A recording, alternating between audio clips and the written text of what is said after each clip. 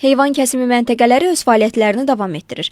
Kəsim məntəqələri əhalinin ət və ət məhsullarına olan tələbatının tam şəkildə qarşılanmasına imkan verir. Hazırda ət satışı bazarlarında, ticarət şəbəkələrində alıcılıq qabiliyyəti adi günlərdən də artıq səviyyədədir. Bildirmək istərdim ki, mağazalarımızda ət və ət məhsullarının satışı davam edir. Satışlarda heç bir azalma müşahidə olunur. Mağazalarımızda təchiz olunan ət məhsulları qida təhlükəsizliyi tələblərinə tam riayət olunur. Məhsullarımız baytarlıq ekspertizadan keçmiş halda, sənədləşdirilmiş, sertifikatlaşmış halda təchiz olunur və qida təhlükəsizliyi tələblərinə uyğun saxlanması və sərgilənməsi həyata keçirilir. Respublikanın baş dövlət baytarlıq müfəttişi, Qida Təhlükəsizliyi Agentliyinin şöbə müdiri Qalib Əbdüləliyev bildirib ki, kəsim müəssisələrində bütün təhlükəsizlik tələblərinə ciddi şəkildə əməl olunur. O, vətəndaşlara belə müəssisələrdə kəsilən ətin istehlakını tövsiyə edib. Heyvan kəsim və satışı məntəqələrində fəaliyyət normal şəkildə davam edir.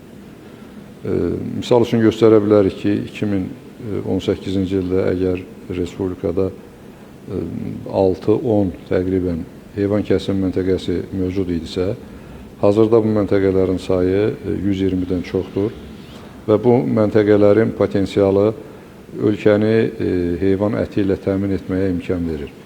Ona görə də tövsiyələrimiz ondan ibarətdir ki, vətəndaşlarımız kəsim müəssisələrində kəsilmiş heyvanların ətindən istehlak etsinlər, ondan istifadə eləsinlər.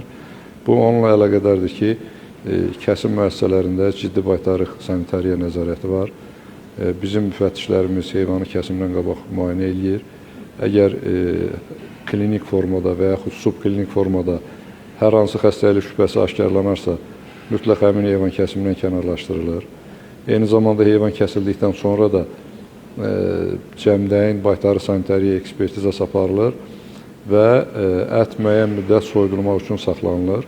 Bundan sonra müşahidə edici baytarlıq sənədləri vasitəsilə istehlak obyektlərinə və yaxud ticarət şəbəkəsinə yönəldilir.